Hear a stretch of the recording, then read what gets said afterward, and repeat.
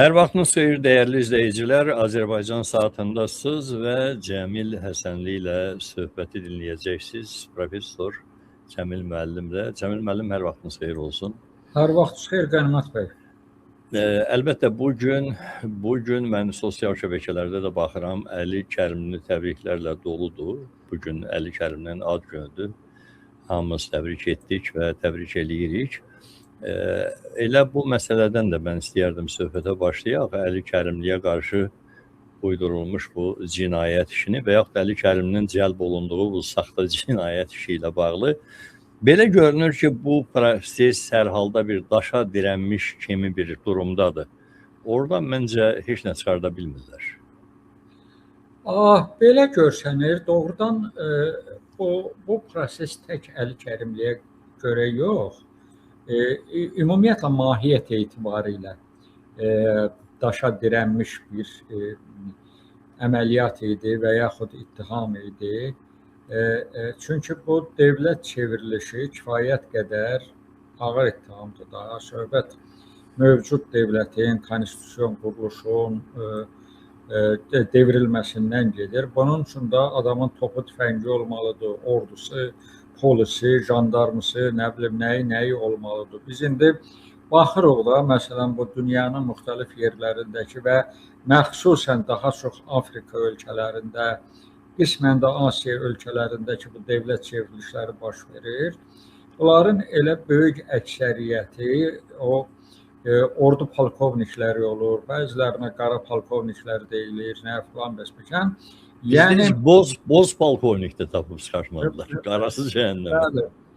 Yəni bütün hallarda bunun bir hərbi tərəfi var. Yəni hərbi tərəfi olmadan dövlət çevrilişi deyilən bir şeyi etmək mümkün deyil. Amma bu dövlət çevrilişi bir ayrı məqsəd üçün lazımdır. Yəni bu ittiham arxasında kütləvi repressiyalar keçirtmək mümkündür və bir qayda olaraq avtoritar rejimlərdə bu üsullardan geniş istifadə edirlər. Yəni belə bir dövlət çevrilişi uydururlar və sonra da kütləvi repressiyalar keçirdirlər, öz əleyhdarların bu ittihamla əzirlər, siyasi səhnədən uzaqlaşdırırlar, neytrallaşdırırlar və yaxud da ki, ümumiyyətlə cəmiyyətdən təcrid edirlər. Necə ki, Əli Kərimlini artıq 5 aydır, bu günləri ayın 28-idir. Bu günləri 5 ay olmalıdır da, çünki axı bəzi aylar yanvar 31-dir, mart 31-dir, dekabr 31-dir. Hətta biz belə əbcəd hesabı ilə götürsək, 5 ay 2 gündür. Deməli, Əli Kərimlini təcrid eləyiblər, həbs eləyiblər və bu 5 ay 2 gündə də doğrusu ortalığa bir şey qoyulmayıb. Yəni, Əli Kərimli sıradan olan bir adam deyil. Əli Kərimli ölkənin müxalifət partiyasının lideridir və həmişə mübarizədə olan, Azərbaycana istiqlaliyyəti qazandıran bir müxalifət partiyasının lideridir və üstəgəl hakimiyyət konfigurasiyasına sığışmayan bir müxalifət partiyasının lideridir və ona görə də cəmiyyət üçün maraqlıdır. Bunu nəyə görə tutublar? Buna qarşı irəli sürülən ittihamlar nədən ibarətdir?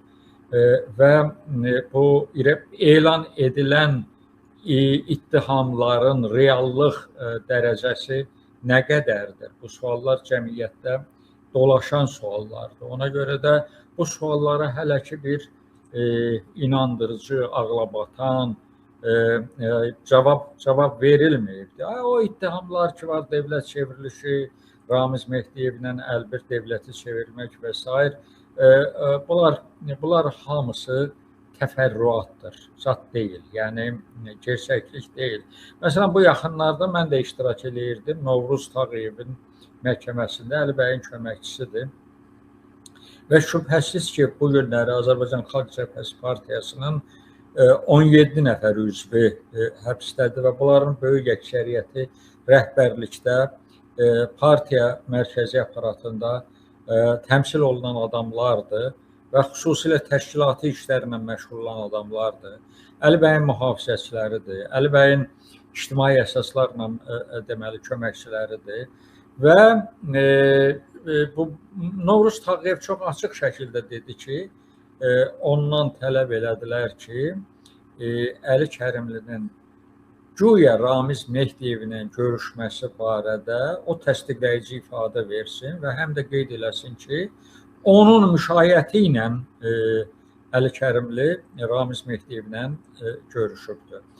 Oradan əlbəttə məsələnin saxtalığını qoyaq bir tərəfə. Amma buradan görsənən ayrı bir şey də var ki, istintaq orqanları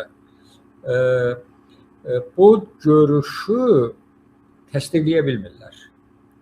Belə bir əlaqənin olduğunu təsdiqləyə bilmirlər və Əli Kərimlinin yaxın adamlarından əgər bu ifadəni tələb edirlərsə, deməli bunların əllərində təsdiqləyici bir şey yoxdur. O səbəbdən də deməli bu Novruz bəyə qarşı bu uzun müddət Əli bəyin mühafizəsində çalışıbdır.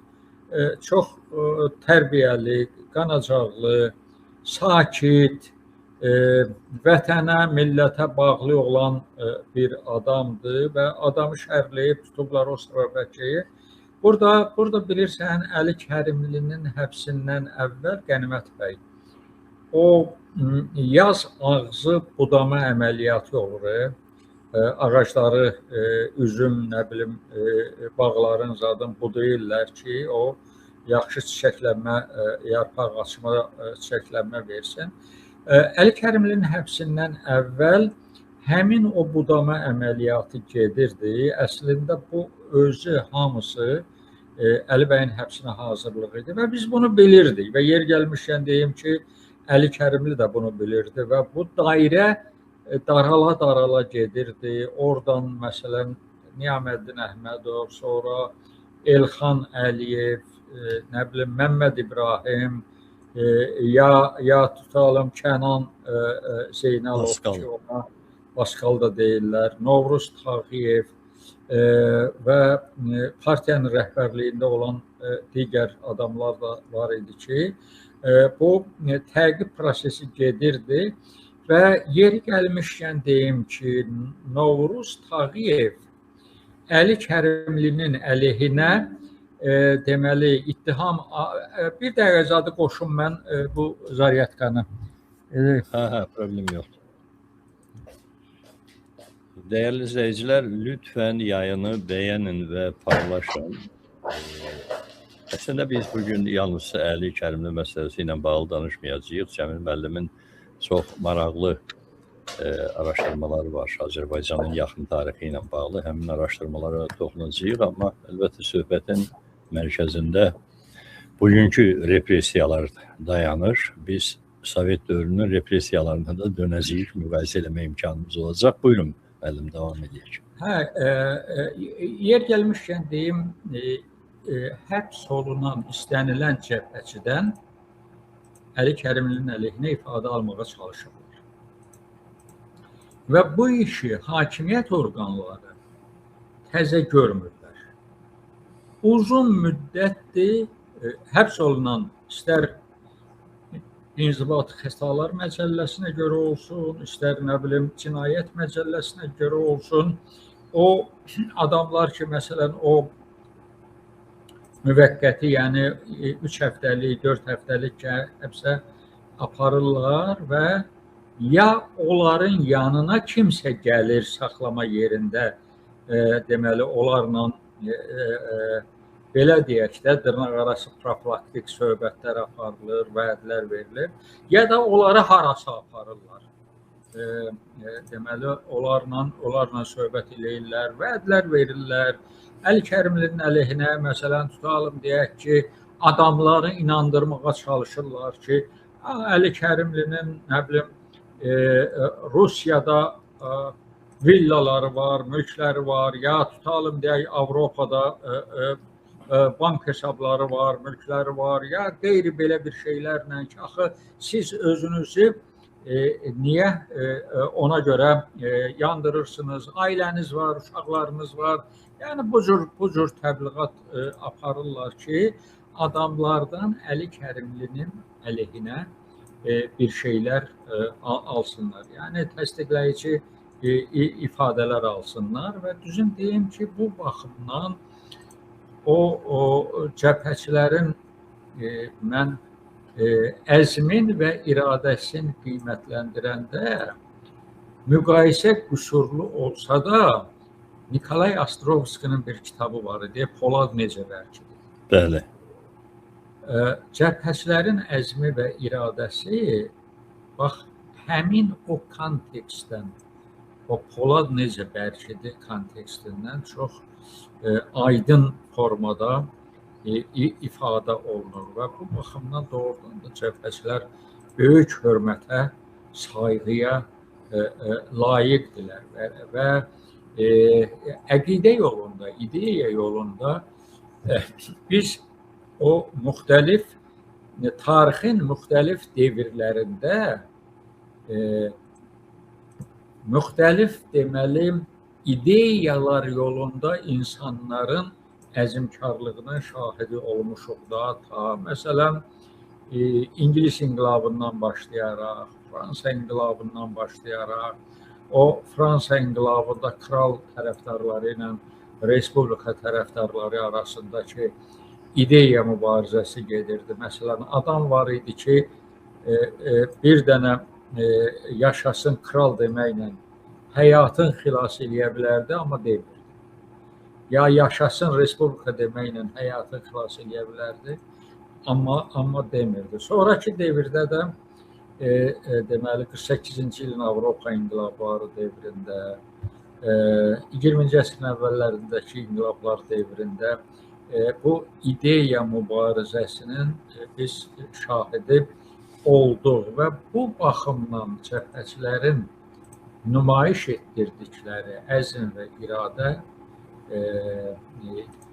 daşıdıqları əqidə uğrunda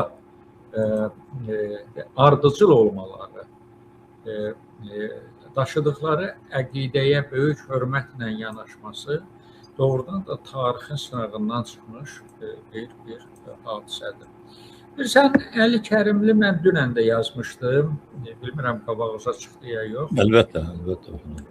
Nəyin cəzasını çəkir Əli Kərimli? Əli Kərimli vicdanlı olmağın cəzasını çəkir. Əli Kərimli doğru dürüst olmağın cəzasını çəkir. Əli Kərimli qanunpərəst olmağın cəzasını çəkir ki, Əli bəy ixtisas etibarilə hüquqşünasdır və onda nəinki belə deyək də peşə baxımdan hüquqi addımların qiymətləndirilməsi var. Hətta bir hüquqşünas kimi təbii vərdişə çevirib də həyatında hüququ. Vərdişə çevrilibdir və bütün addımların atanda onu elə bil ki, o hüquqşünas ki, onun içərisində oturubdur, o bütün addımları hüquqi baxımdan yaddan ki, süzgəcdən keçirir. Nəyi etmək olar, nəyi etmək olmaz. Və bu baxımdan mən sizə Əli bəyin maraqlı bir keyfiyyətini deyim. Məsələn, o ya mitingdə çıxış eləyir, ya kütlə qarşısında çıxış eləyir, ya deməli internet televiziyalarında, o cümlədən ardıcıl olaraq sizin televiziyalarda çıxış eləyir də. Məsələn, bax, bu qədər çıxış etdiyi bir devirdə onun çıxışlarında hansısa bir hüquqi pozuntu tapa bilmir. Özdə ən çox danışan siyasətçidir. Və həm də ən çox danışan siyasətçidir də.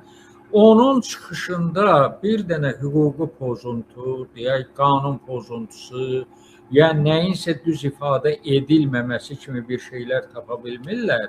Və hüquqi baxımdan Əli bəydə bir daxili senzura var.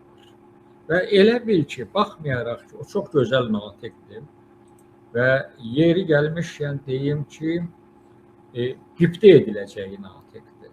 Bu qədər, məsələn, gözəl ifadə imkanları var.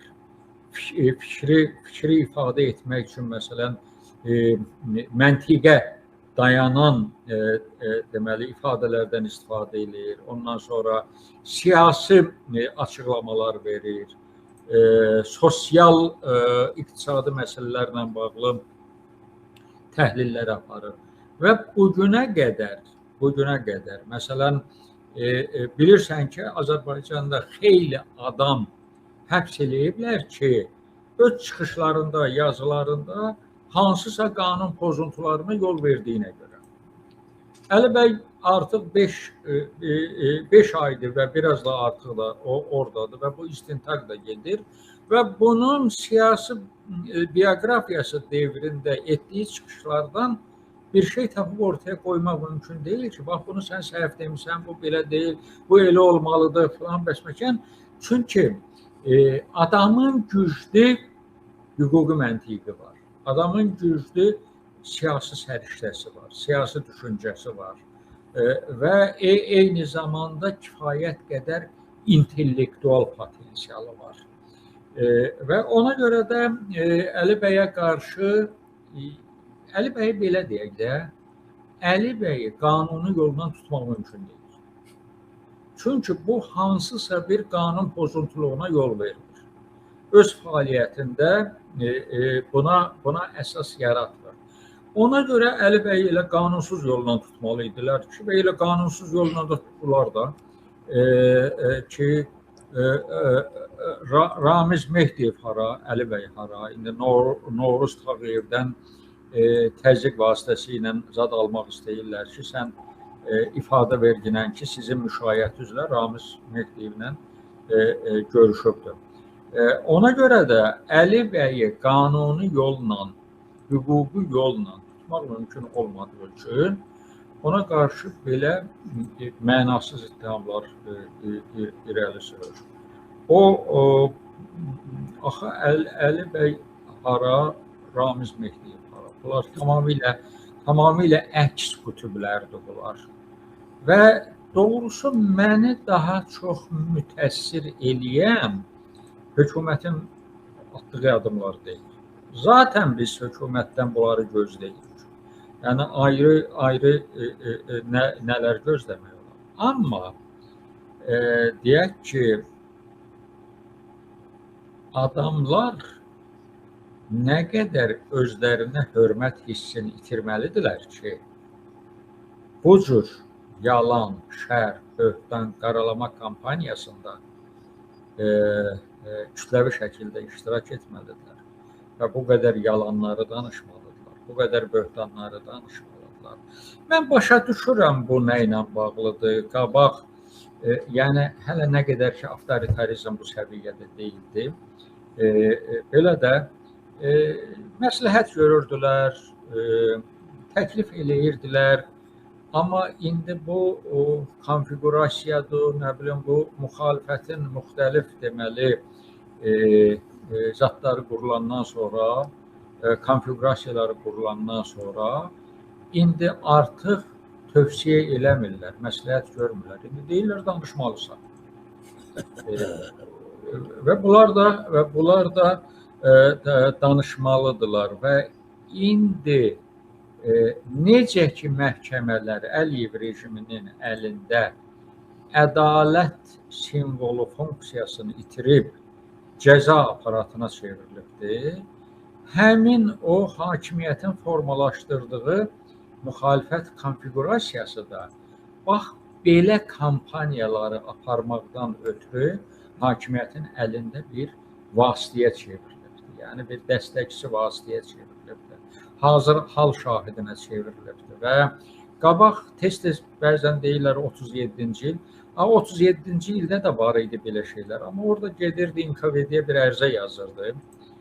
Ya heç kəsin görmədiyi bir ifadə yazırdı. Bir NKVD işçiləri bilirdi, bir özləri. Bütün hallarda məhkəməyə çıxsaydı da troyka, yəni üçlüklər bilirdi də. Qapalı olurdu o məhkəmələrdə. Bəli, indi belə deyək də, indi hazır hal şahidliyi internetdə eləyirlər.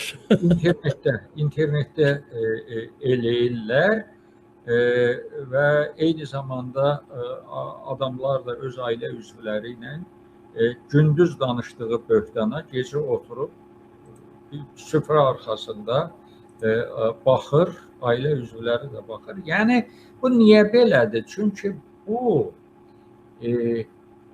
özünü qorumaq, özünü saxlamaq və mövcudluq adına çevrilibdir, vasitəsinə çevrilibdir. Dolanışıq vasitəsinə çevrilibdir də, belə deyək. Və bütün hallarda bu sarsıdıcıdır və mən o dünənki yazını yazanda bir şey yadıma düşdü. Qənimət bəy, deməli bizim qohumlardan da işləyənlər var idi. Bu zərərli iş yerlərində, məsələn bu normadan artıq radiasiya yayılan yerlər. Kimya sənayesində mən də işləmişəm, yeri gəlmişəm kimya sənayesində, dağ mədən sənayesində, kömür mədənlərində, ondan sonra müxtəlif deməli yerin altında olan işlərə zad verirdilər də. Bunlara deyirdilər sağlamlığa zərər verən işlər. Və buna görə də zad edildilər də, onlara əlavə kompensasiya verirdilər. Ya heç nə verməsələr də nəfəs yollarını təmizləmək üçün bir süd verirdilər ki, içsinlər, bu radiasiyanı zadı bədənlərindən çıxarsınlar. İndi qəribə bir vəziyyət yaranıbdır. Azərbaycan cəmiyyətində vicdanlı olmaq zərərli fəaliyyət növünə çevrilibdir. Bax, təsəvvür eləyin ki, gedirsən məhkəmələrə, görürsən nə qədər doğru, dürüst, vicdanlı adamları böhtanla, şərlə tuturlar. Və gedib onları müşahidə eləyirsən, orada baş verənlərdən dəhşətə gəlirsən və insan, yəni bu qədər yalan, böhtan ola biləcəyin düşünə bilmir də və vicdanlı adamın artıq səhhətinə, sağlamlığına bütün baş verənlər zərərli təsir vasitəsinə çevrilibdir. Və o biçarələrə o vaxt heç olmasa 1 litr süd verirdilər ki, o zərəri kompensasiya eləsinlər. Şübhəsiz ki, əlavə koefisientlər var idi də, əlavə əmək haqqları da verirdilər. Amma bu günləri bizim ölkəmizdə vicdanlı adamların həyat sürməsi, mövcud olması, yaşaması həmin elə bil ki, o sağlamlığa zərər verən əməli öz həyatında yaşaması kimi bir şeydir. Və bu baxımdan çox çətinləşir. Məsələn, Əli bəyin ən həssas keyfiyyətlərindən biri də ədalətə münasibət məsələsidir. Ədalətli olmaq məsələsidir. İstər ictimai fəaliyyətində, istər siyasi fəaliyyətində, istər milli və mənəvi fəaliyyətində bu ədalət prinsipi onun üçün aparıcı prinsiplərdəndir və bu nəyə gətirib çıxardır? Ona gətirib çıxardır ki, həmişə haqqın yanındadır. Haqqı pozulanın yanındadır. Və bu o ölkədə baş verir ki, o ölkədə ədalətsizlik ərşə dayanıbdır və bu ölkədə adam adından başqa ədalət qalmır. Və işlər bu minvalla davam eləsə, mən düşürərəm ki, bundan sonra adamlar yeni doğulan övladlarına da ədalət adı qoymağa biraz tərəddüd edəcəklər ki, bunu qoysunlar. Ya da yuxarıdan qadağan eləyə bilərlər ki, lazım deyil, məsləhət deyil. Bəli. O da istisna edilmir. Yəni belə bir şeylər var, amma siyasətdəsənsə həbs də istisna edilmir. Biz o Türkiyə siyasətçilərinin keçdiyi həyat yoluna baxanda bunu daha aydın müşahidə edə bilirik də. Amma həbs var da. Bir var ki, hansısa günaha görə həbsə gedəsən. Bir də var ki, günahsızlığa görə həbsə gedəsən. Və ömrün boyu mübarizə apardığın bir şəxsi səninlə cinayət ortağı edirlər. Yəni bu, yəqin siz də orta məktəbdə oxuyanda oxumusunuz da, o Baron Münxhauzenin sərgüzəştləri var idi. Fantastika ədəbiyyatı idi də. Məsələn, burada ağla gəlməyən şeylər olurdu. Axı, hansısa ittiham irəli sürürsənsə, o ittihamın bir zərrəsi gərək olsun. Ağlabatanlıq dərəcəsi olmalıdır cəhənnəm. Bəli, bir zərrə olsun ki, onun ətrafında hekayə yarada biləsən də. Yəni bu adam bütün siyasi karyerası dövründə Rusiyaya qarşı olubsa, Rus qoşunlarının Azərbaycanda çıxarılmasının iştirakçılarından və yaxud da ki, icraçılarından biri olubsa, 94-cü ildə deməli Rusiya ordusunun yenidən Qarabağa sülh məramlı kimi qaytarılmasına qarşı böyük bir mitingin təşkilatçısı olubsa və bütün siyasi karyerası dövründə Rusiyanın imperialist siyasətinə qarşı mövqe ortaya qoyubsa, sən bunun necə Rusiyanın deməli yardımı ilə və yaxud iştirakı ilə dövlət çevrilişi etməkdə ittiham edə bilərsən.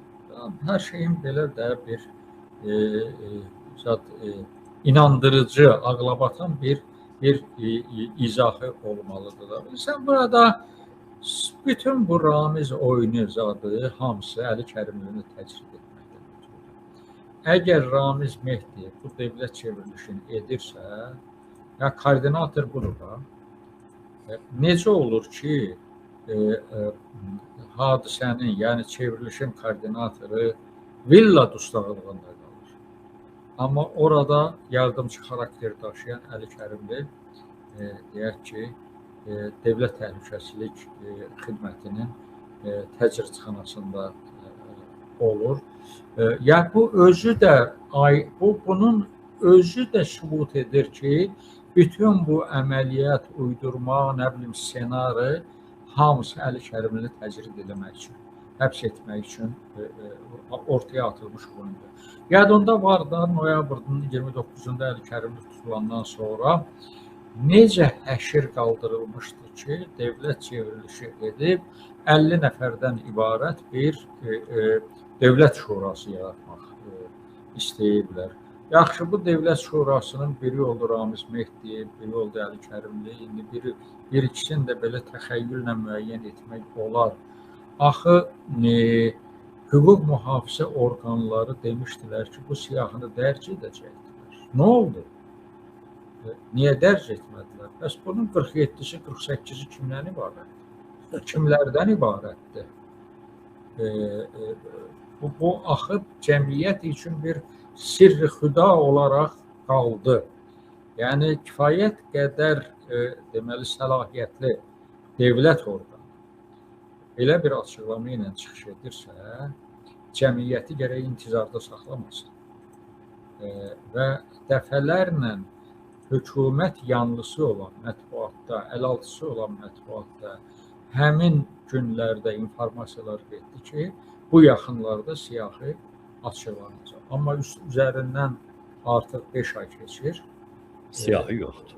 Siyahı yoxdur, unudulub gedibdir və Dövlət Şurası haqqında da ümumiyyətlə danışan yoxdur. Görünən odur ki, əlbəttə Rusiyada da oyundan çıxardırlar. Axı, biz dəfələrlə görmüşük də, yadında var, yanvar hadisələri devrində 20 yanvarın müqəssirləri ilə bağlı o siyahılar neçə dəfə dəyişdi. Məsələn, 94-cü il dəyişikliyində oradan siyasi baxımdan Rusiya iştirakçıları, Primakov, digərləri siyahıdan çıxarıldı. Yəni bir qrup adlar çıxarıldı, yerinə ayrı qrup adlar əlavə edildi. Yəni bu tipli şeylər bilavasitə hakimiyyətin kimlərəsə münasibətindən asılıdır. Yəni kimlərisə çox rahatlıqla çıxarda bilir, kimlərisə çox rahatlıqla ora sala bilir. Hüquq olmayan yerlərdə bunlar adi həyat tərzidir.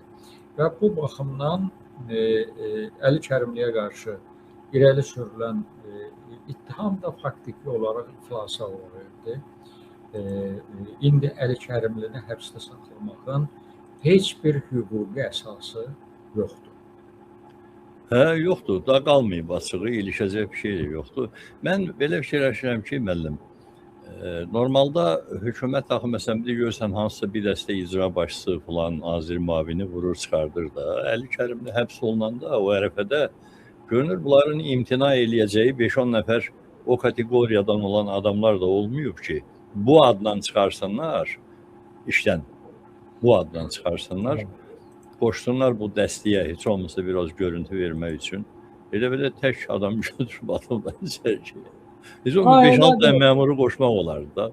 Məmur deyəndə ki, bilirsən qoşmaq olardı, amma o məmurları Əli Kərimli ilə necə bağlamaq? Elə Ramiz kimi. Ramiz necə bağlayıblar? Axı Əli Kərimli hakimiyyətin belə deyək də total nəzarəti altındadır. Bəli. Deməli Əli Kərimlinin mənim yəni faktiki olaraq 15 ilə yaxındır. Mən bunun lap belə çox açıq müşahidəçisiyəm də balam. Yaşadığı blokda sırf mənzilinin aşağısında, yuxarısında nəzarət mexanizmi qurulur. Girdiyi blokda qurulur. Baxmayaraq ki, yaşadığı bina mərkəzi yolun kənarında olmasa da çox profilli kameralar qurulubdur. Gələn müşahidə olunur, gedən müşahidə olunur, nə bilim. Bütün bu şeylər cadduda. Hələ vaxtilə Əli bəy özü bir dəfə yayda onlar hansısa qohumunun bağ evində olub qayıdandan sonra açıqlama vermişdi ki, onun mənzilin açıblar. Girib kamera zad quraşdırıblar da, yəqin səs qurğuları, video görüntü çəkənlər. Hər halda o açıblarsa, deməli hansısa məqsəd üçün açıblar da, elə sadəcə olaraq baxmaq üçün. Hədə girib evi döşəməni yumaq üçün hər halda açıb girməyiblər. Açmayıblar, bəli. Ona görə də həm də Bakıda deməli o nəzarət mexanizmi Bakının kameralaşdırılması ilə qurulub ki, bu kameradan yayınmaq mümkün deyil. Bakıda bir kamera alır, ötürür o biri kameraya. Yəni bu kameralaşdırma demək istəyirəm ki, yalnız nəqliyyat üçün deyil, nəqliyyata nəzarət eləmək üçün deyil.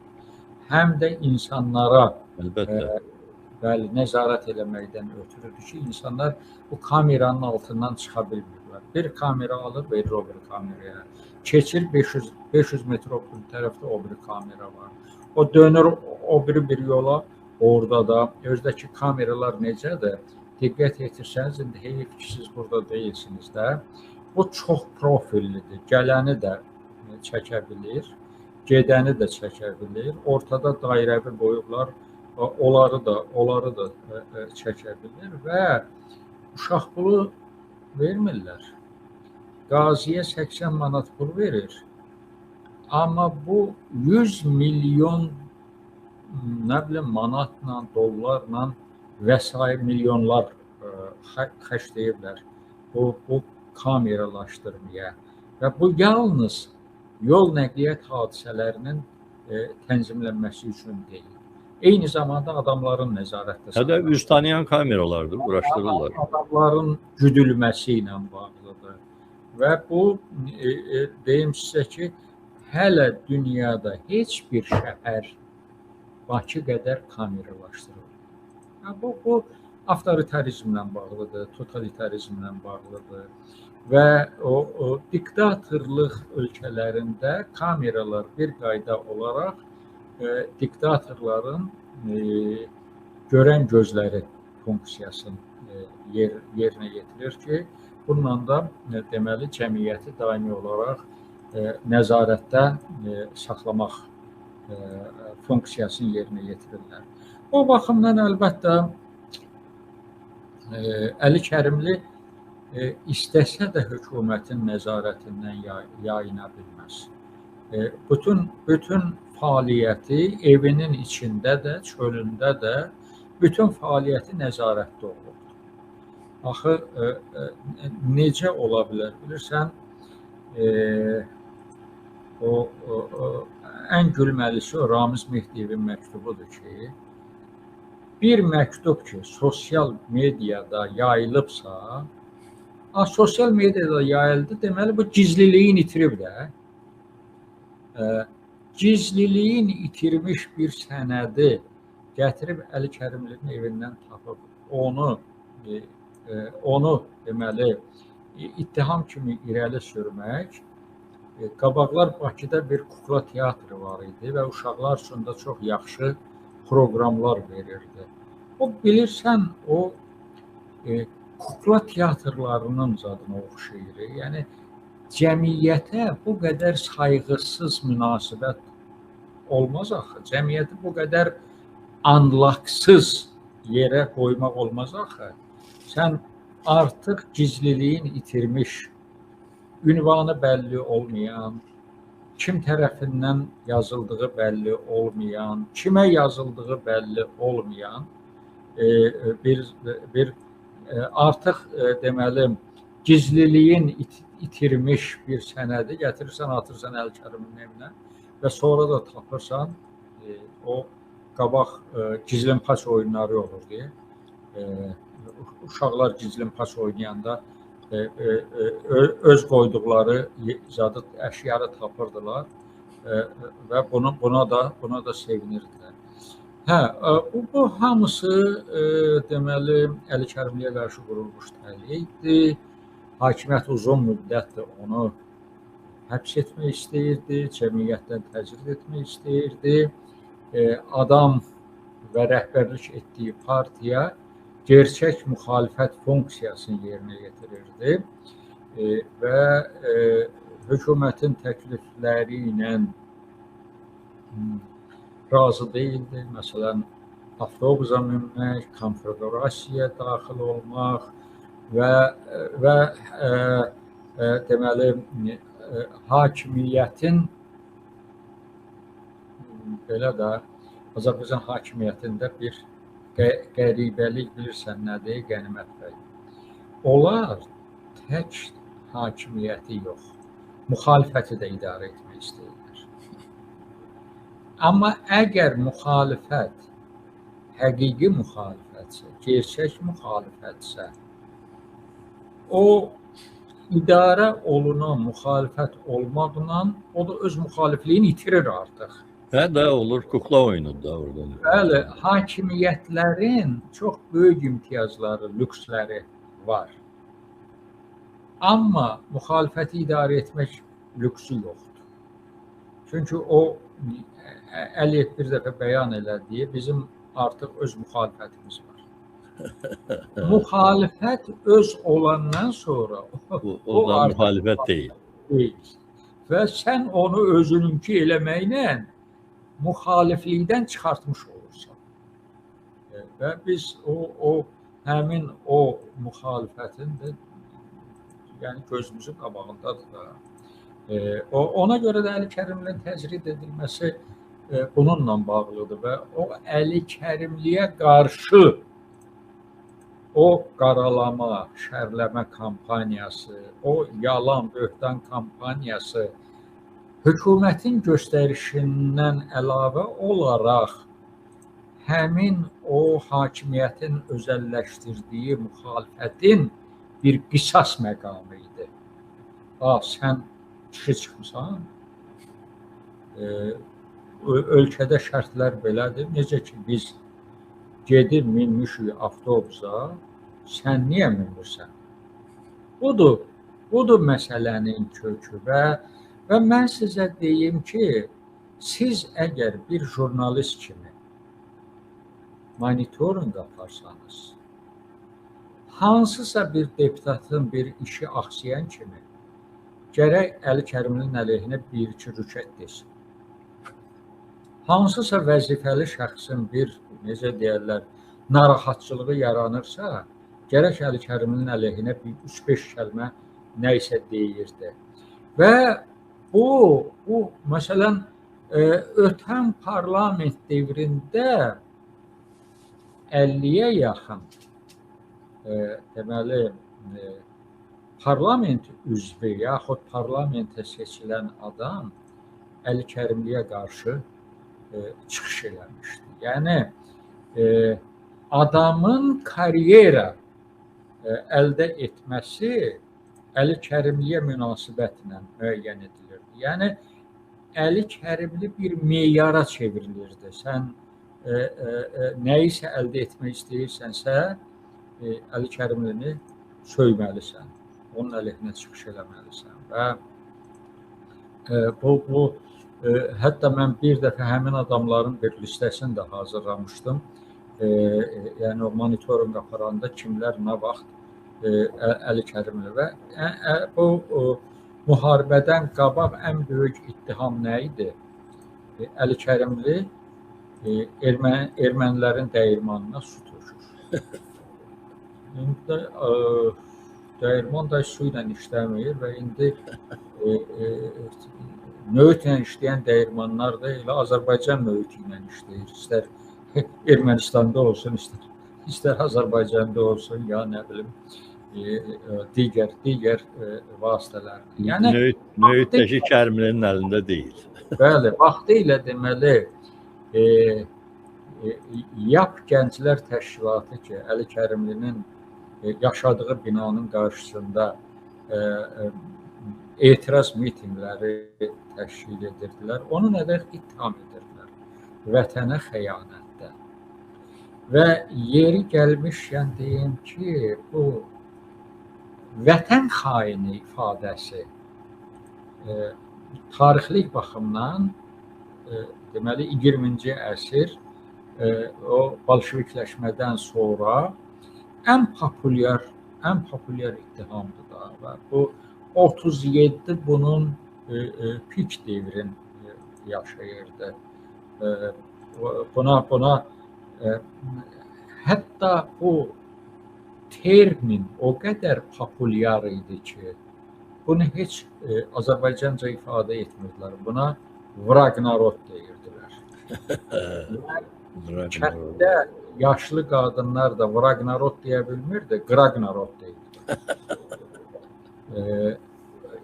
Yəni bu zaman indi düzdür 60-cı illərdə zətdə bu biraz səngidi və çox təəssüf ki, həmin bu vətən xaini ifadəsi də yenə belə deyək də bütün fəaliyyətin, işin vətənin rifahı üçün, azadlığı üçün, normal bir ölkə bərqərar edilməsi üçün məqsəd və məramın buna hədəfləmiş bir adama qarşı yönəlirdi. İndi o mitinqdə olan gənclərin bir hissəsi hansısa maxinasiyalarla bağlı, onların içərisində həbs olunanlar da var, istintaq altında olanlar da var, icra başçısı olanlar da var. Amma nədənsə bunlar vətən xaini şüarları ilə Əli Kərimlinin yaşadığı binanın qarşısında deməli memnunluq eləyirlər. Bəli, və tələb də ondan ibarət idi ki, Əli Kərimli ölkəni tərk edəsin. Yaxşı, sən buna pasport vermirsən. Xarici pasportun əlindən almışsan. Üstəgəl hakim partiyasan. Sən bir tərəfdən Əli Kərimliyə pasport vermirsən. O biri tərəfdən də o adamları tökmüsən ora şüarlarla ki, Əli Kərimli ölkəni tərk eləsin. Amma biz belə bir yol keçmişik, Qənimət bəy. Ona görə belə də bu günləri. Amma bu təcrübənin də əxz edildiyi zamanlar var. Mən həm də istəyirəm ki, həmin zamanlardan danışaq. Yeri gəlmişəm, bayaq dedim, siz çox maraqlı bir seriyanı başlamışsınız. Facebookda hər halda oxuyuram. Cəmil müəllim, belə görünür ki, bu məsələlər, yəni bu millətçilik falan şu tendensiyaları Stalin öləndən dərhal sonra başlayıb cücərməyə, sanki bir boşalma olub və millətçilik tendensiyaları yaranmağa başlayıb müxtəlif görünür respublikalarda, o cümlədən də Azərbaycanda. Bu əsasən yazıçılar, şairlər arasındaydı mı təkcə, yoxsa dövlət orqanlarına da sirayət edirdi mi? Bilirsən, Stalinin ölümündən sonra Sovet cəmiyyətində maraqlı bir proses baş verdi. Deməli, ölkənin idarə edilməsi karatelin orqanlarından, yəni tutucu orqanlardan transfer eləməyə başladı partiya aparatının üzərinə. Yəni 50-ci illərin ortalarından etibarən KGB gözü kölgəli bir quruma çevrildi. Çünki bu 37-nin təftiş edilməsi ilə bağlı məlum oldu ki, çoxlu adamlarını haqq tutublar. O tutanlar, işgəncə verənlər hələ ki hakimiyyətdə idilər. Çiyinlərində çox böyük rütbələr var idi və KGB-ni gözdən salmaqdan ötürü onda bir təmizləmə aparmaq lazım idi. Və Xruşov da bunu elədi. 50-ci illərdə Stalin ölümündən sonra ki, hakimiyyət 3 yerə bölünmüşdü. Deməli, bu partiya aparatı idi, Nazirlər Kabineti idi və Ali Sovetin rəyasət heyəti idi. Amma əsas ideya və ölkənin idarə edilməsi uğrunda mübarizə partiya aparatı ilə Nazirlər Kabineti arasında gedirdi. Malenkov. O vaxtda yəni Nazirlər Kabineti də nəsə bir şey deməkmiş də, belə çıxır. İddiaları var. Onda hökumət Nazirlər Kabineti idi də, SSR Nazirlər Soveti idi. Partiya kadr məsələsi partiyanın əlindədir. Əslində Malenkov, Molotov, Kaganoviç, Bulganinzad, onlar həmin vəzifəni, yəni partiyanın birinci katibi vəzifəsini əhəmiyyətsiz bir vəzifə kimi Xruşova vermişdilər. Amma onlar bir şeydə yanılmışdılar ki, Sovet İttifaqında hələ ki kadrların seçilməsi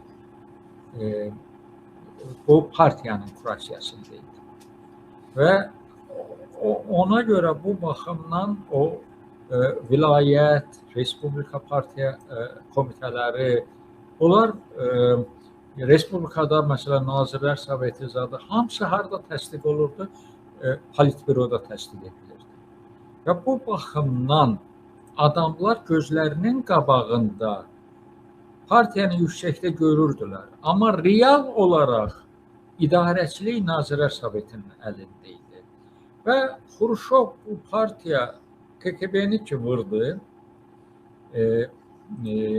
partiya aparatın ölkədə idarə edici bir aparata çevirdi və bununla da o gərək KGB-dən daha yaxşı bir idarəçilik, nə bilim, düşüncə tərzi təqdim edirdi ki, bu cəmiyyət üçün cəlb edici olsun. Və bu da müəyyən azadlıqların verilməsi. Və təsəvvür eləyin ki, 55-ci ilə qədər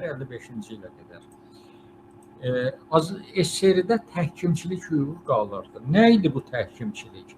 Kənd əhalisi istəsəydi ki, öz xoşuna kəndi tərk eləsin, getsin, bir şəhərdə yaşasın, edə bilməzdi. Çünki kənd əhalisinin pasportu yoxdur.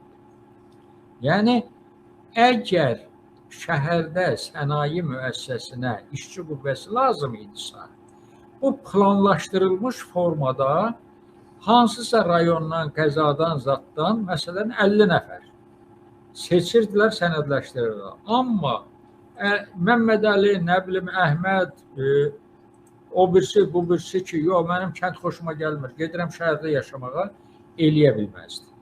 Deyirlər, dur, qal yerimdə yəni. Bəli. 55-ci ildə pasportlaşma başlandı. Kənd əhalisinin pasportlaşma başladı. Və pasport alan vətəndaşların da hərəkət azadlığı oldu. Və yer gəlmişkən deyim ki, məsələn, Bakıda biraz çətin vəziyyət idi. Ona görə ki, 20-ci əsrin əvvəllərində neft bumu dövründə kifayət qədər iş axtaran, macəra axtaran xeyli qeyri-Azərbaycanlı axışmışdı çörək dalınca Bakının neft sənayesinə ki, yəni Bakı dünyada istehsal olunan neftin o yarısını verir. Və onlar oturuşmuşdu. Ona görə də paytaxtın əhalisinin sayında qeyri-Azərbaycanlıların xüsusi çəkisi kifayət qədər böyük idi. Həmən o islahatlar imkan verdi ki, kəndlərdən şəhərə axın olsun və o kəndlərdəki yerli əhali şəhərdə deməli məskunlaşsın. İnstitutu qutaran, texniki peşə təhsili, nə bilim, ayrı-ayrı sahələr üzrə işçi qüvvəsi lazım olur. Amma bunun üçün nə lazım idi? Bunun üçün gərək o meyarlar var idi ki, dil məsələn. Azərbaycan rus dilini bilməyənləri işə götürmürlər. Çünki dəftərxana işi Bakıda 1956-cı ilə qədər bir tövlükdə rus dilində idi. Və mən o KGB-nin topladığı materiallarla baxanda, tanış olanda onlarla adam dəhşətə gəlir. Məsələn, tutalım deyək ki, bir yaşlı qadın gəlir Bakı Şəhər İcraiyyə Komitəsinə, Azərbaycan dilində kiməsə yazdırdığı bir ərizəni verir dəftərxanaya.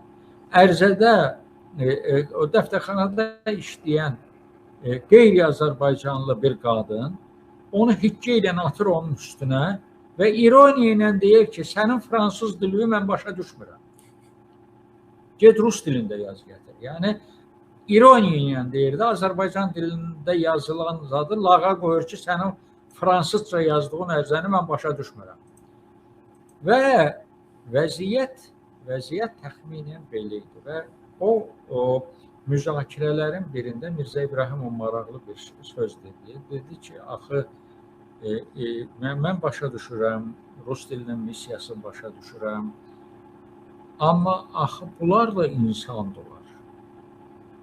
Və rus dilini bilməməyə görə bu adamları işə götürmürlər. Deməli, o nə eləmişdi? O pensiya alanları deməli Nazirlikdə, Sosial Təminat Nazirliyində təhlil elətdirmişdi. Məlum olmuşdu ki, Azərbaycan Respublikasında pensiya alan Azərbaycanlıların xüsusi çəkisi qeyri-Azərbaycanlılardan aşağıdır. Bu nə ilə bağlı idi? İş stajının olmaması ilə bağlı. İş nəyə görə yox idi? Azərbaycan dilində bilənləri işə götürmürdülər.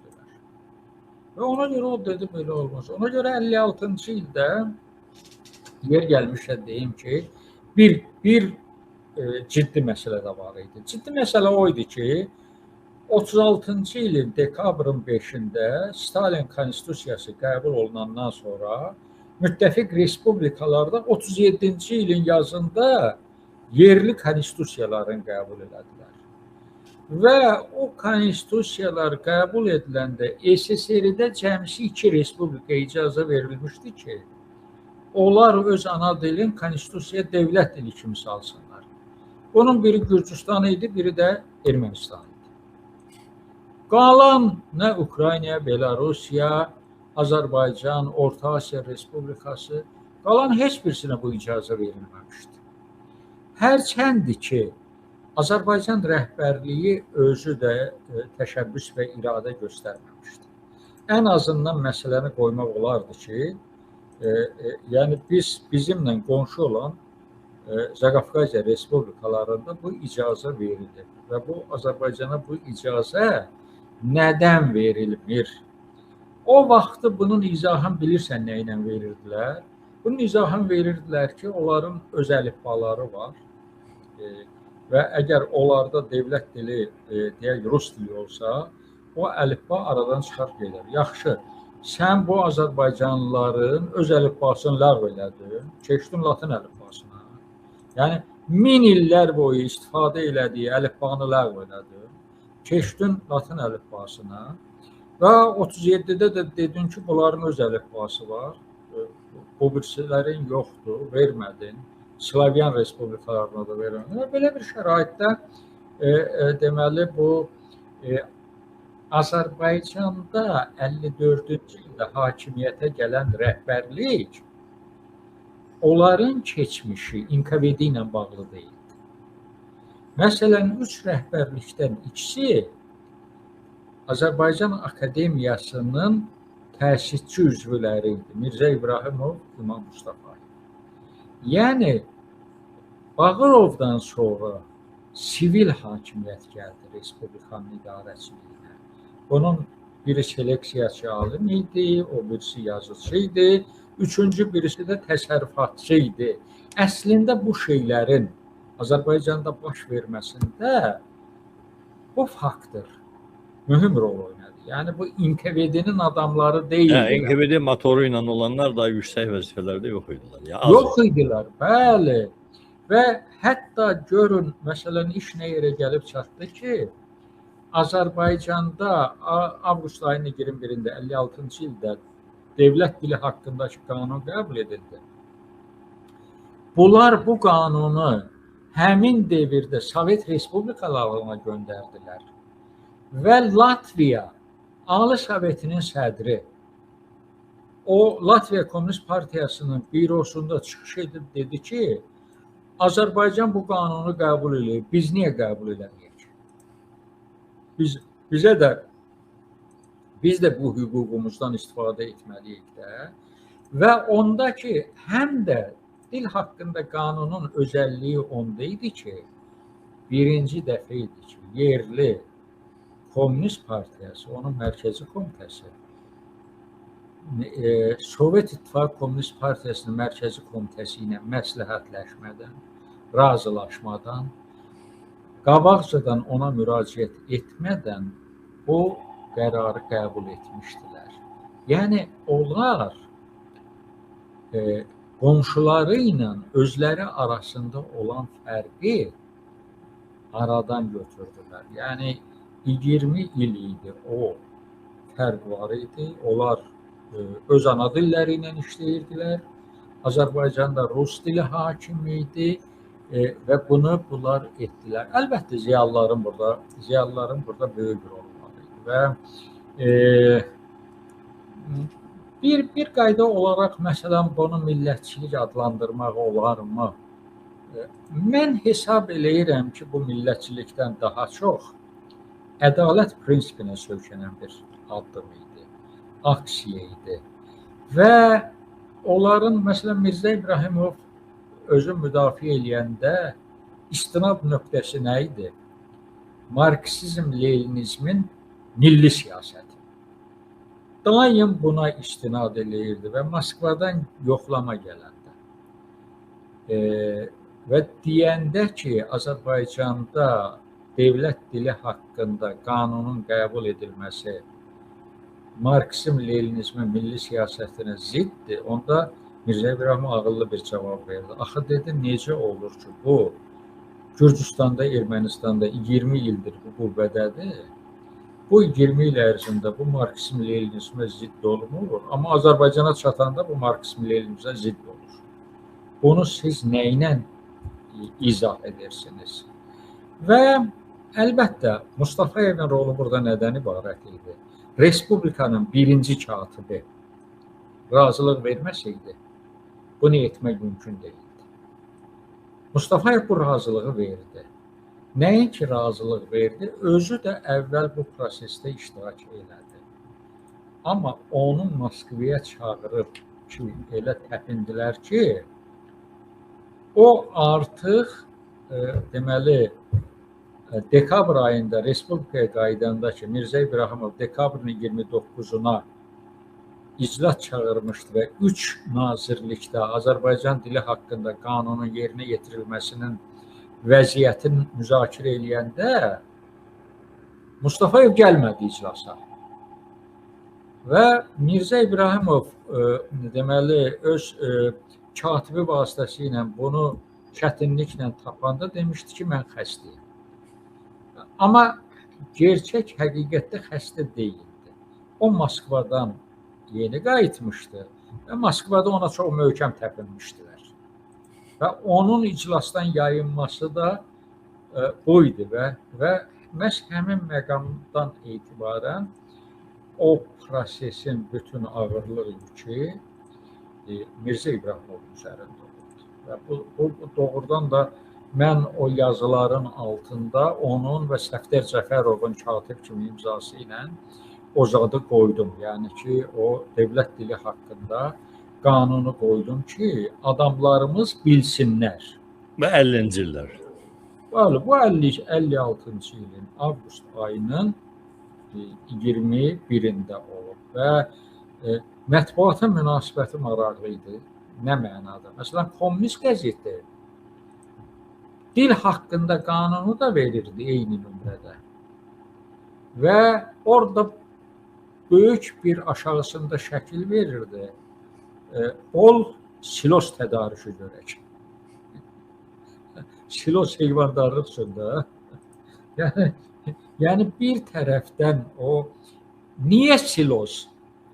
Çünki Kukruz Qarğıdalı Xruşovun kommunizm quruculuğunun bir simvoluna çevrilmişdi.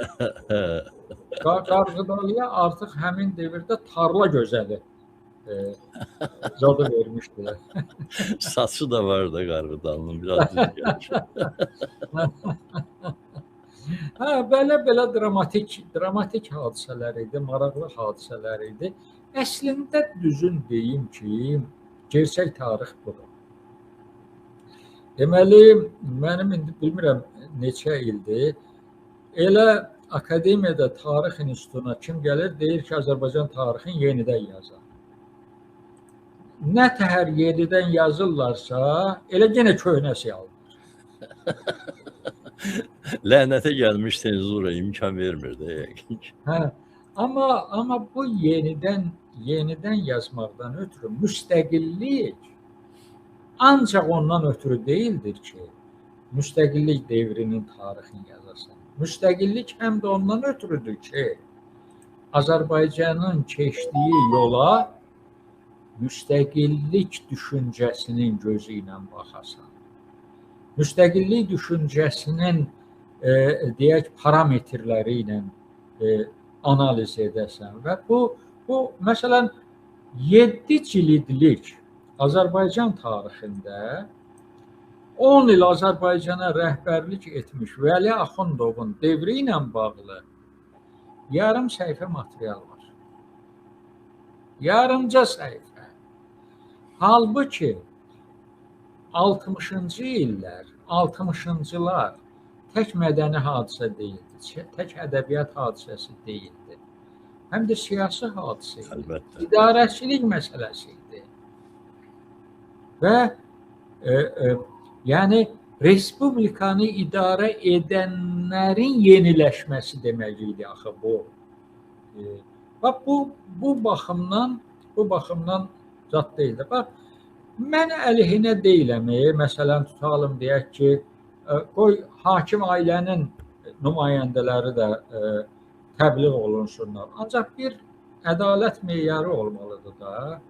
Əgər siz çox yaxşı müəllimlərdən biri olan Mirzəlal müəllimlə bağlı ədibin evi hekayə müsabiqəsi keçirdirsinizsə, onda görə Mirzə İbrahimovla bağlı bir ilin Mirzəlal müəllim haqqında keçiriləndə, o bir ilin Mirzə İbrahimov haqqında da keçiriləsə. Ya tutalım deyək ki, həmin devrin məşhur yazıçıları var idi da, Süleyman Rəhimov haqqında da keçirdəsən, Əli Vəliyev haqqında da keçirdəsən və digərləri ilə belə bunlar da həmin o hekayələrdən yazırdı da və Mirzəlal müəllim həm alim idi, həm yazıcı idi, mənə də dərs deyib, çox da yaxşı müəllim idi, amma bir ədalətli yanaşmaq meyarı var da. Mirzəlal müəllim bir yazıcı kimi Mirzə İbrahimovdan güclü deyildi. Təbii. Süleyman Rəhimovdan güclü deyildi. Bu faktda maraqlıdır, Mirzə İbrahimovu niyə unutdururlar faktiki?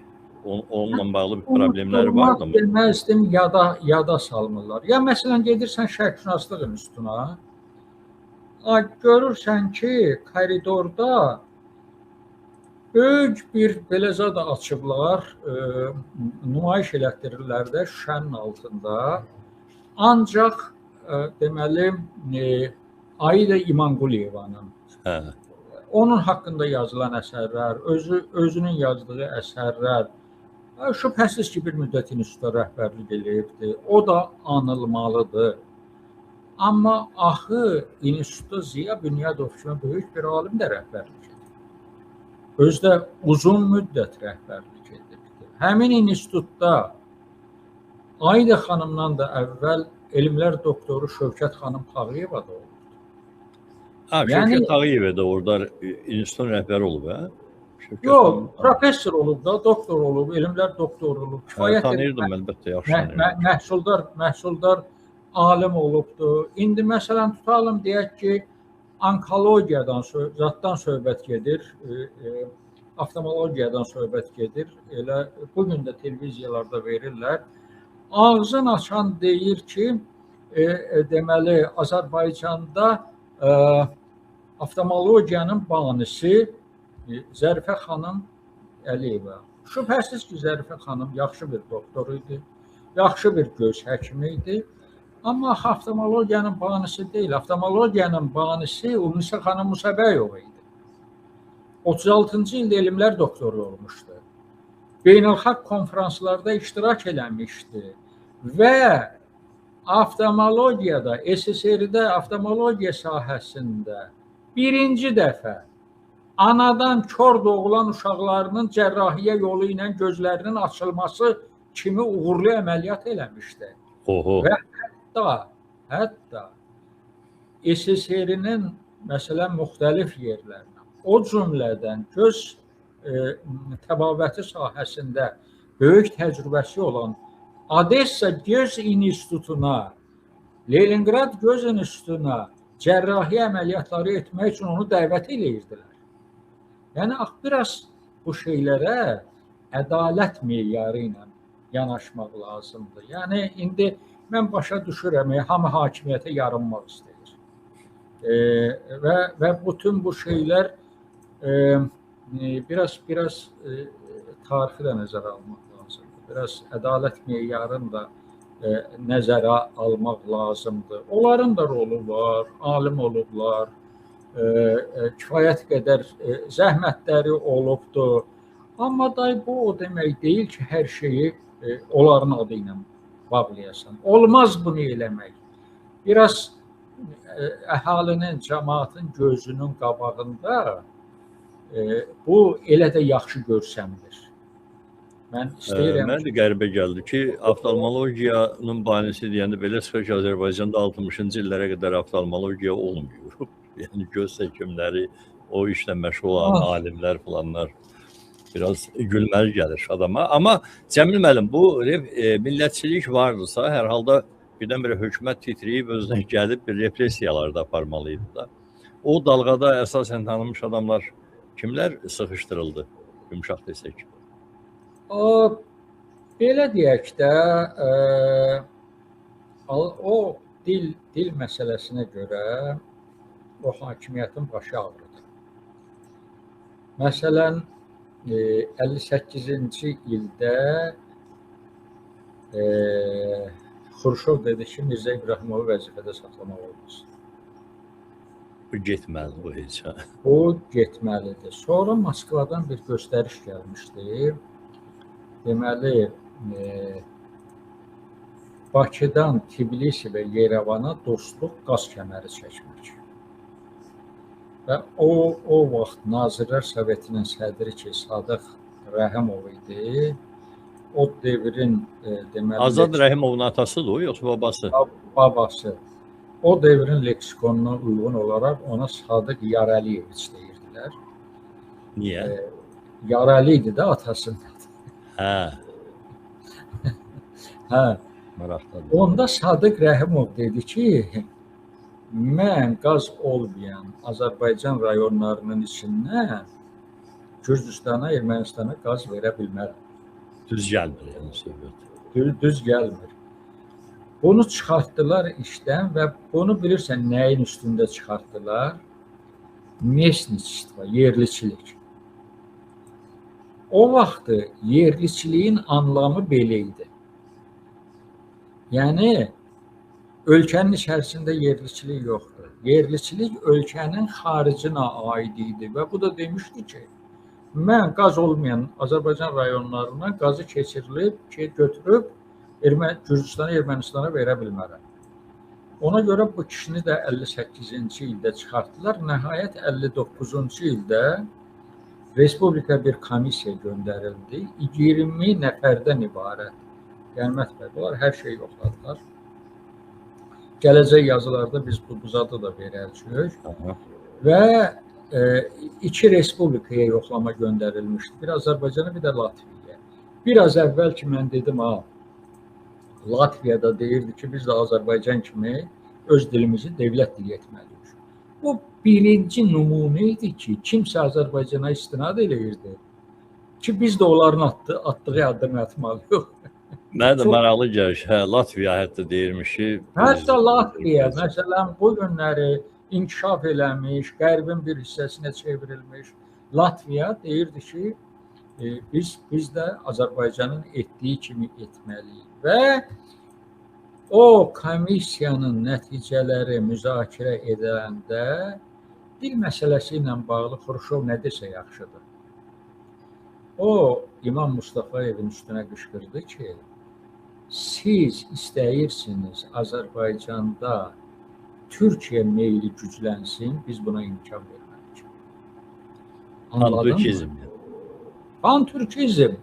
Çünki 57-ci ildə Nazım Hikmət ki, Bakıya gəlmişdi və Nazım Hikmət Bakıya gələndə çox böyük bir belə təmtəraq var idi. Adamlar onu görmək üçün deməli, görüş yerlərinə dağılıb gedirdilər. Ona görə yox ki, Nazım kommunist şair idi. Ona görə ki, bu bir türk simvolu idi. Cəmiyyətin gözünün qabağında. Mirzə İbrahimov da Ali Sovetin sədridir. Azərbaycan Dövlət Universitetində görüş keçirilir. Deməli, Mirzə İbrahimov Nazım Hikməti müşayiət eləyir. Tribunada otururlar və tələbələrdən biri yazılı bir sual göndərib Nazım Hikmətə. Bəs o adamlar ki, Azərbaycanlıdırlar, onlar öz ana dilini bilmirlər. Ya bilib bu dildə danışmırlar. Siz o adamları necə qiymətləndirirsiniz? Nazım Hikmət bilirdi ki, bunun arxasında həmişə KGB bunun kölgəsi kimi gəzir də. Nazım bu suala cavab vermədi. Axı Mirzə ilə yanaşı oturur. Mirzə bu sualı götürdü, çıxdı tribunaya. Dedi, belə bir sual gəlibdi və başladı bunun izahı. Dedi, o adamlar ki, Azərbaycanlıdır, öz adlarını bilmirlər. Öz dilində danışmırlar. Ya bilib bu dildə danışmırlar, onlar hamısı əclafdır. Deməli, indi KGB-nin nümayəndəsi də oturub zalda da, şübhəsiz ki, bir neçə nümayəndəsi. Bu qeydləri aparır və rusca aparır qeydləri. Bu, avtomatik olaraq əclaf sözün tərcümə eləyə bilməyib, onu rus anlamında Ajulaf kimi yazır. Ajulaf.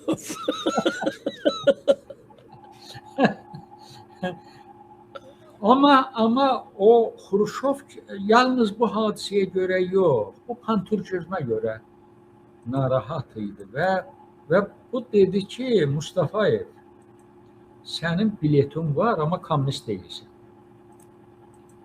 Bu dedi ki, İbrahimov kimi adamlar Alman faşistlərindən də qatı millətçidirlər. Oho. Biz dedi, elə adamları qadınlar boş bişirəndə ətin küfün necə yığıb atırlarsa, elə cəmiyyətdən yığıb atmalıyıq. Yəni, kifayət qədər ağır ittiham irəli sürdü Mirzə İbrahimova qarşı. Şübhəsiz ki, o haqlı deyildi. Şübhəsiz ki, Mirzə İbrahimov öz zamanəsinin övladı idi. Şübhəsiz ki, onda millətçilik zatları var idi, elementləri var idi, amma bu kommunist millətçiliyi idi. Yəni, o açıq-açığına görürdü ki, fərq qoyulur Azərbaycanla Ermənistan arasına, Azərbaycanla Gürcüstan arasına. Ya Azərbaycan dilini bilməyəni işə götürmürlər. Yəni, deyirdi, axı, sən kommunistsənsə, beynəlmiləlçisənsə, buna fərq qoymamalısan da. Hə, bax, onda belə bir devirdən getdilər və deməli, indi Mustafayevi vəzifədən çıxardırlar. Xruşov nə desə yaxşıdır. Deyir ki, biz sizi millətçiliyə görə işdən çıxardırıq. Amma biz sizin əmrinizdə yaza bilmərik ki, millətçiliyə görə sizi işdən çıxardırıq. Çünki biz bütün dünyaya elan eləmişik, SSR-də millətçilik yoxdur. Ona görə o öz ərzəsi ilə, xəstəliyinə görə zat belə formulovkalar verirdilər. Əslində onların heç birisi düz deyildi. Məsələn, tutalım deyək ki, bir örnək verim sizə. 56-cı ildə bir mərkəzi komitə katibi vardı, Vitali Səmədov. Vitali Səmədov mərkəzi komitə katibi idi. İdeoloji məsələlər üzrə mərkəzi komitə katibi idi.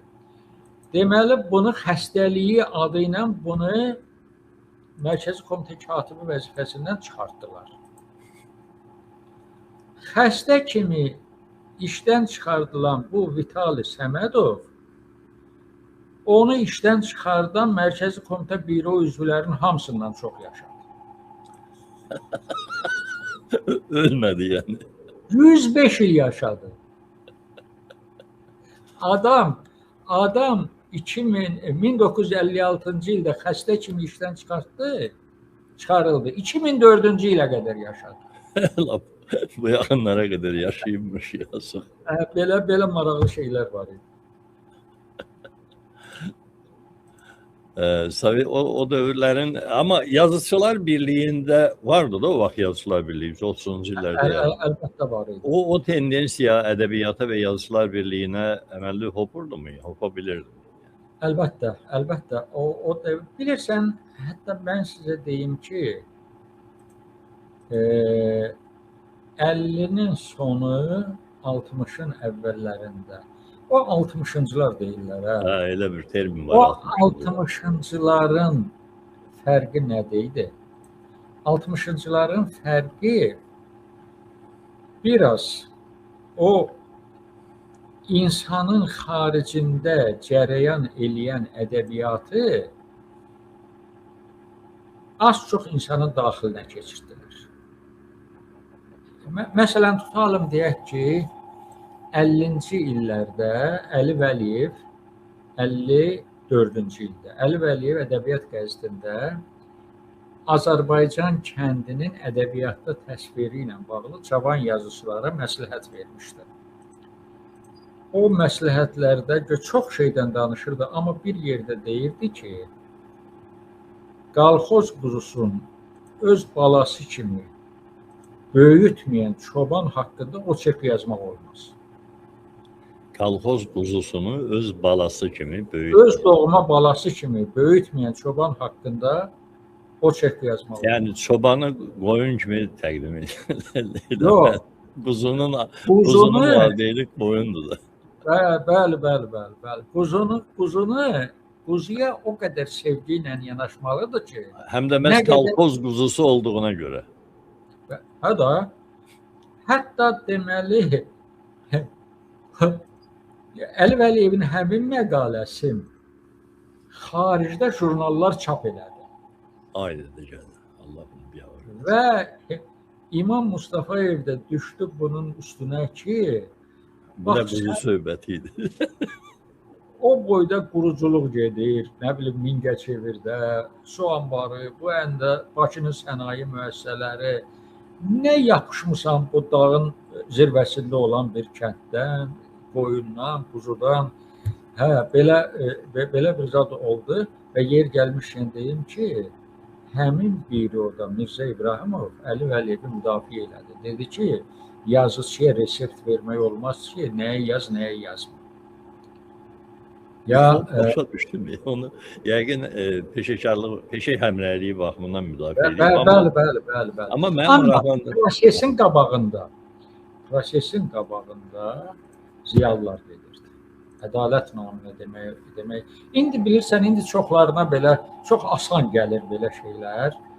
Amma həmin devirdə məsələn Yazıçılar İttifaqı, Bəstəkarlar İttifaqı, Rəssamlar İttifaqı bir az çox belə milliliyə, milli kimliyə qayıdış oldu da, dönüş oldu və bir sıra belə milli kimliklərlə bağlı suallar meydana çıxdı və bu 60-cı illərdə məsələn İsa Hüseynovun 50-ci illərin sonunda Yanar ürəyi meydana çıxdı. Yanar ürək məsələn Sovet ədəbiyyatında çox az əsərlərdən idi ki, partiyanın simvolu olan rayon partiya komitəsinin birinci katibinin mənfi obrazı yaradılmışdı. O Azərbaycanda görünməyən bir şeydir ki, birinci. İndi deyə bilmirdilər ki, yazıçı bunu düz eləməyib. Necə tənqid eləyirdilər İsa Hüseynovu? Yox, olsun birinci katib də mənfi ola bilər. Əsərin böyük nöqsanı odur ki, mənfi obraz olan birinci katibə mübarizə aparan ikinci o katibin obrazı zəif yaradılır. Müsbət obraz zəif yaradılıb mənfi. Doğrudan da ədəbiyyatda indi əlbəttə bəyənməmək olar. Amma o devirdə bunlar doğrudan da kifayət qədər. Məsələn, İsa Hüseynovun bir-birinin ardınca məsələn Yanar ürəyi çıxdı, Telegram çıxdı, Kabus çıxdı, Doğma və Yad adamlar çıxdı. Bunlar hamısı həmin devrin ədəbiyyatı üçün görünməmiş əsərlər idi. Yox, İsa Hüseynov əlbəttə çox nəhəng yazıcıdır. Dünya çapında olan bir yazıcıdır. Sadəcə bəxti gətirməyib ki, Sovet hökumətində doğulub. O qədər yavaş Azərbaycanda olub bu vaxtlar. Ona görə real qiymətini almayıb. Amma məni bugünkü bu dəhşətli ətrafımızı saçan, gözümüzə girən bu yaltaqlığın mənşəyinə dəxli olan elementlərdən biri kimi o kolxoz quzusuna olan yaltaqlıq maraqlandırır. Bir şey soruşmaq istəyirəm. Görəsən, Əli Vəliyev həqiqətənmi kolxoz quzusunu elə ilahi bir fenomen kimi, mənəvi bir simgə kimi baxırdı, yoxsa o elə dərk eləyərək yaltaqlanırdı mı? Yox, məsələ burasındadır ki, Əli Vəliyev şübhəsiz ki, kommunist yazıcısıdır. Amma Əli Vəliyevdə yaltaqlıq yox idi. Yox idi? Yox idi, yox. Bilirsən, şəxsə yaltaqlıq yox idi. Kolxoz quzusuna yaltaqlanmağı mən nəzərdə tuturam. Yox, o belə də, yəni kolxoz sistemi müqəddəs hesab edirdi. Kolxoz quzusu sistemin bir obrazı idi. Bütün hallarda heç bir bəraəti yoxdur. Çünki Əli Vəliyev hər halda təhsil görmüş adam olub da. Əli Vəliyev kifayət qədər, mən heç vaxt yadımdan çıxmır ki, Əli Vəliyevi mən o kişini çox görmüşəm. Diri görmürsünüz onu, yox? Əlbəttə, zadla. Əli Vəliyevin nəvələrindən biri mənlə oxuyub. Bakı Sovet o vaxtı Bakı Sovet metrosu ilə üzbəüz o filarmoniya ilə üzbəüz binada yaşayırdı da. Biz də Kommunist küçəsindəki universitetdə oxuyurduq, indiki İstiqlalda. O həmişə o piyada o yolla İstiqlal küçəsi ilə ya üzü aşağı gedirdi, ya da üzü aşağı gəlirdi. Hə, onu bu noyabrın 7-sində zətdə, yəni oktyabr inqilabının il dönümlərində zətdə radioya da çağırıldılar çıxış eləməyə. Məsələn, bəzən belə ifadə işlədirdi ki, mən muzduru adam eləyən Sovet hökumətinə eşq olsun. Yox, onun muzdur bir şeyləri var idi, onun muzdur kultur, yəni ədəbiyyat yazısında da yazılan. Amma o vaxt onun zada gedən yol, Turaclıya gedən yol romanı. Məncə oxumuşam mən onu. Kifayət qədər geniş oxunan romanı. Belə də əgər o millətçilik prosesi var idisə, onun mayasında ziyalılar dayanırdı, yazıçılar dayanırdı,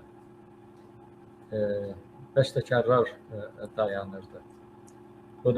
Bunu nəzərə almaq lazımdır. Məsələn, tutalım deyək ki, Niyazi çıxışların birində deyir ki, mahnının musiqisi nə qədər mühümdürsə, sözləri də bir o qədər mühümdür. Yaxşı sözlər yazmaq lazımdır. Yoxsa ki, o vaxtı Bəsti Bağırova haqqında mahnı yazılmışdı. Nümunə çəkirdi. Axı belə söz olmaz ki, Kaganoviçin başına bax, Bəstinin qardaşına bax. Mahnı üçün, hə? Mahnı üçün. Mən aşığam deyir, bəndə bax, mən baxıram, sən də bax, elektrik işıqlı qalxozlaşmış kəndə. Yaxud sən onu niyə deyirsən? Vəli Axundov Azərbaycan ziyalılarının müşavirəsində məsələn deyir ki, axı deyir, segahı kommunizm quruculuğuna həsr olunmuş sözlərlə oxumaq olmaz axı. Yəni olmur. Segahın musiqisi o vaxtı mən bilirəm onu nəyə görə. Elə bir ki, traktoru, stepli traktoru, tırtıllı traktoru bir çiçəkliyin üstündən sürürsən. Çox yaxşı səsi olan və ustalığı olan Ağabala Abdullayev var idi. O həm Segah Zabıl oxuyurdu da. O elə bil ki, İstər Könül adlı bir qəzəl üzərində oxuyurdu. Bu da vətənin şanından, şöhrətindən, inkişafından zatdan belə bir şeyləri istər könüldə.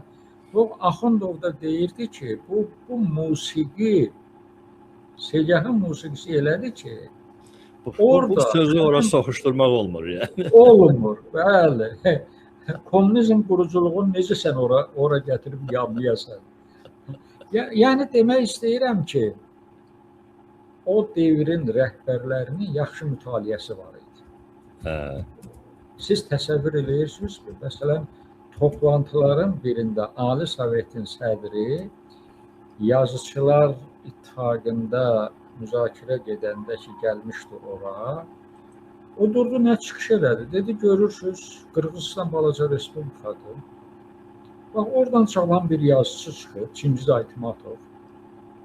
Bütün SSR-ni heyrətləndirən povestlər yazır. Deməli, bunu bu oxuyub deyir də. O vaxtı ki, Aytmatovun, məsələn, o ilk povestləri çıxmışdı, Cəmilə, nə bilim, Köşək gözü, dəniz kənarı ilə qaçan Alabaş saatlar, o doğrudan da həmin devirdə Sovet ədəbiyyatı üçün kifayət qədər belə yeni bir şeydir də. Məsələn, tutalım deyək ki, müharibədən sonra əsgər ailəsinin bir cəbhədə vuruşan əsgər ailəsinin bir müqəddəsliyi var idi ki, buna toxunmaq olmaz. Amma yer gəlmişəm, bu epizod Tütək səsində də var, İsa Hüseynovda da var. Bəli. Amma elə həmin o cəbhədən yaralı qayıdan Daniyar hələ cəbhədə döyüşən, indi o obrazın adı yadımdan çıxıb, onun həyat yoldaşı Cəmili ilə qoşulub qaçdılar. Yəni o mifi Çingiz Aytmatov dağıtdı da. Bu baxımdan o stereotipləri qırdı yox. Və ona görə Məmməd İskəndərov onu nümunə göstərirdi, örnək kimi göstərirdi. Maraqlı zamanlar olub Azərbaycanın da. Nəysə, Cəmil müəllim, çox təşəkkürlər. Çox təşəkkürlər bu maraqlı söhbət üçün. Amma bu seriyadan, məhz bu seriyadan söhbətləri inşallah yaxınlarda bir davam elətdirək. Sizə yazım mutarım ondan sonra. Dəyərli izləyicilər, salamat qalın əlbəttə və yayını bəyənin, paylaşın, abunə olun YouTube kanalımıza. Sağ olun. Sağ olun, sağ olun.